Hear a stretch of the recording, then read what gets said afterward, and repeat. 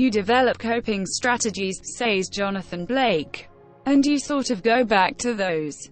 My coping strategies were to keep myself busy, doing things. My idea was that I would outrun the virus.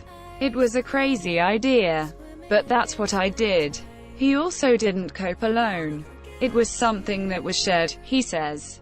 One wasn't at home, isolated. That network kept you going. Even in the bleak times, there was a lot of mutual support. There were places you could go to get the help.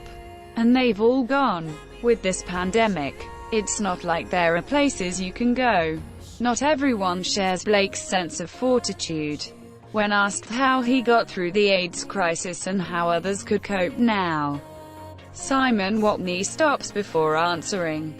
His voice flattens. I don't know that I did get through, he says. A large part of me didn't.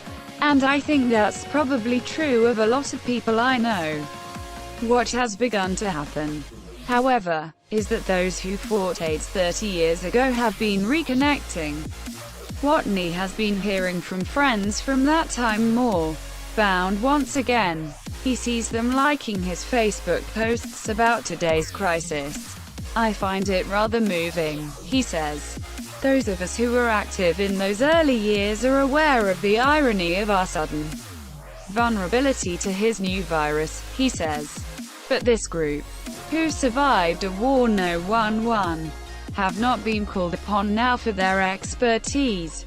This is despite successfully challenging governments, industry, the media, the general public, and stigma itself to change public health and behavior, all while promoting life-saving messages on an unfathomable scale.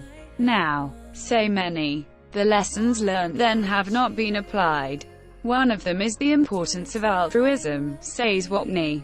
He mentions the buddying system, which was a network of carers who helped those who were struggling and often dying of AIDS, bringing them food and care, sometimes when no one else was there. But, he says, the main lesson from those times is that you don't need to see people dropping dead in front of you to promote behavioral change. The one thing the history of the HIV epidemic taught us is that risk reduction can work. Blake agrees, particularly with some of the governmental AIDS awareness campaigns that lit stigma ablaze. To instill fear in people is, I don't think, a good way to change behavior, he says. You have to really explain it to them.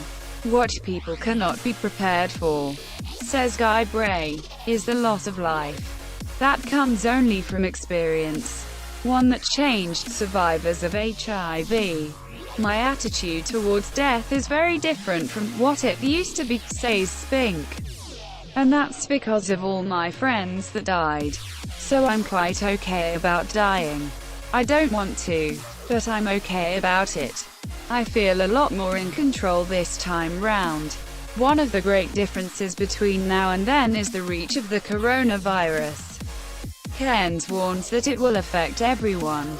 But Blake, perhaps the pluckiest of survivors, who retains by some quirky miracle an air of lightness, remains hopeful. Human beings are remarkably resourceful, resilient, and generally they're kind, he says with a wry emphasis on generally. He looks up, as if looking over the top of this new pandemic. I think we'll get through it. If you like this video, please hit like and subscribe to Tom Snout. Have a nice day.